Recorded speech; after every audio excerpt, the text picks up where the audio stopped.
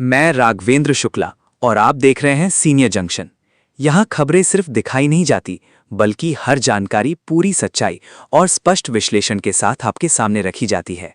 इसीलिए इस चैनल को सब्सक्राइब करना आपके लिए बेहद जरूरी बन जाता है। सरकारी कर्मचारी, पेंशनर्स और देश से जुड़ी हर बड़ी अपडेट सबसे पहले पाने के लिए अभी इसी वक्त सीनियर जंक्शन को सब्सक्राइब जरूर कर लीजिए।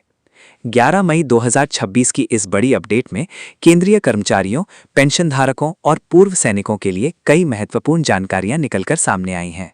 सबसे पहले बात करते हैं महंगाई राहत और एरियर को लेकर सामने आ रही बड़ी चर्चा की। देश भर में लाखों पेंशनधारकों के खाते में 2% बढ़ी हुई डीआर का 4 महीने का एरियर पहुंच चुका है। लेकिन एरियर आने के बाद हजारों लोगों के मन में एक ही सवाल उठ रहा है कि किसी को 2 कम मिले, किसी को 3 कम मिले और कुछ लोगों को 4 तक कम दिखाई दिए। कई लोग इसे कटौती मान रहे हैं, जबकि असल में मामला पूरी तरह कैलकुलेशन और राउंड ऑफ सिस्टम का है। बहुत सारे पेंशनधारक बिना सही गणना समझे ये सोच रहे हैं कि उनका पैसा रोक लिया गया है, जबकि वास्तविकता कुछ और है। मान लीजिए किसी पेंशनर की बेसिक पेंशन 35,975 है। अब 2% डीआर बढ़ने के बाद सीधे 2% निकालने पर राशि 719.5 बनती है। अधिकांश लोग यही गलती करते हैं कि इसे सीधा 720 मान लेते हैं और फिर 4 की मानती है महीने का एरियर 2880 जोड़ लेते हैं। लेकिन सरकारी कैलकुलेशन इस तरीके से नहीं होती। पहले 58% डीआर के हिसाब से कुल राशि निकाली जाती है और फिर 60% डीआर के हिसाब से नई राशि बनाई जाती है। दोनों राशियों के बीच जो 800 राशि निकाली जाती है तो 8% डीआर के हिसाब से नई राशि बनाई जाती है। लेकिन सरकारी कैलकुलेशन के बाद दोनों राशियों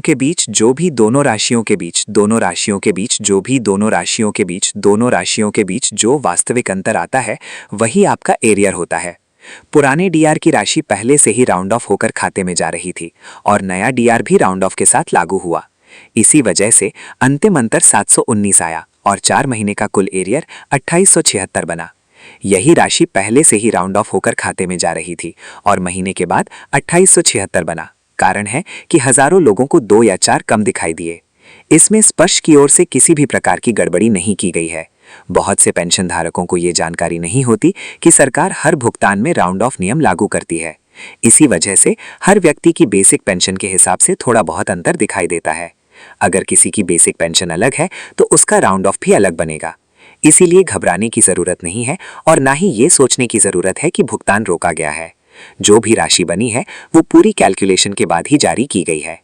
आने वाले समय में भी जब कभी डीआर या डीए बढ़ेगा तब यही नियम लागू रहेगा। इसीलिए जरूरी है कि आधे घमारी से पहले से इंडिया के लास्ट साल बार बात करते हैं और मारनी को काम करने के लिए साल बार जारी की गई है। लेकिन आपने कहा था कि आधे घमारी से भरा कर्मचारी और पेंशन धारक सही गणना समझें ताकि भ्रम की स्थिति पैदा ना हो।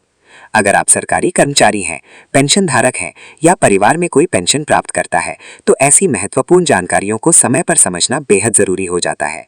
बहुत बार छोटी सी जानकारी की कमी के कारण लोग गलत अफवाहों पर विश्वास कर लेते हैं। इसीलिए लगातार सही और तथ्य आधारित में दिखाने के बाद में आज गलत बढ़ा सकता है कि आज गलत बढ़ाकर जानकारियों को साबित करा सकता है।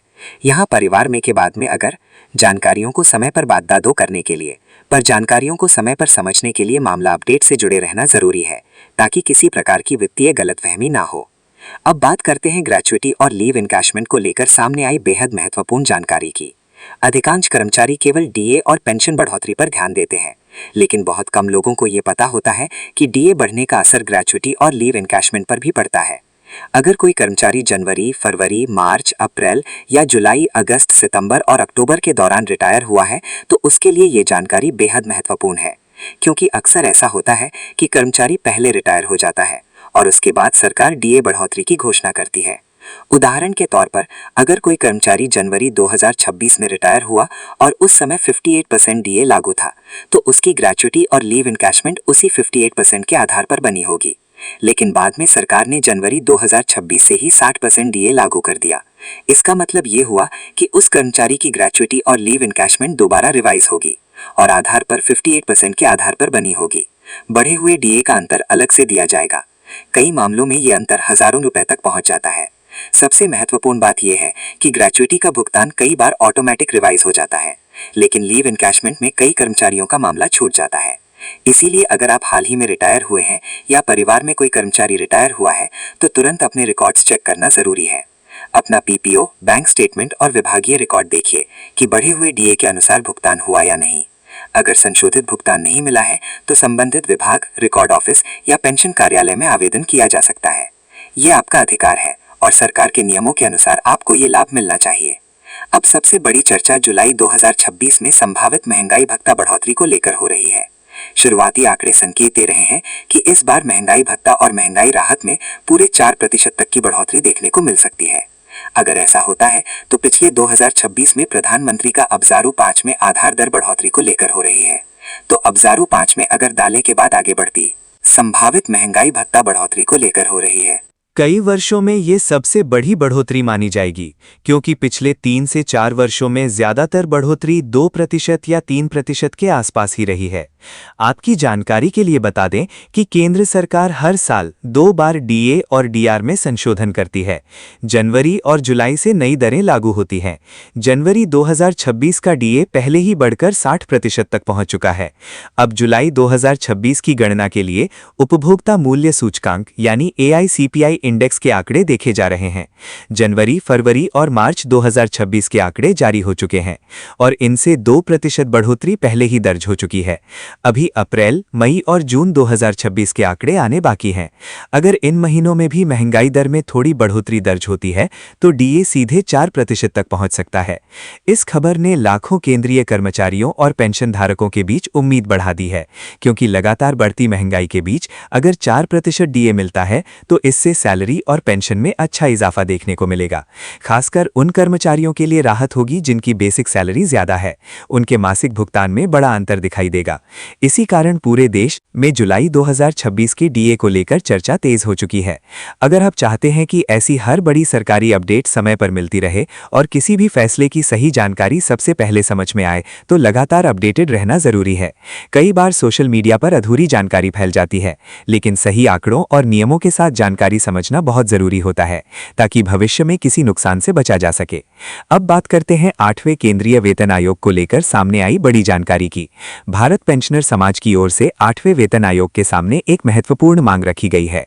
मांग यह है कि एडिशनल पेंशन का लाभ वर्तमान नियमों से पहले शुरू किया जाए। अभी केंद्रीय वेतन आयोग के सामने की एक बात की गई है, जिसके बाद बात करते हैं।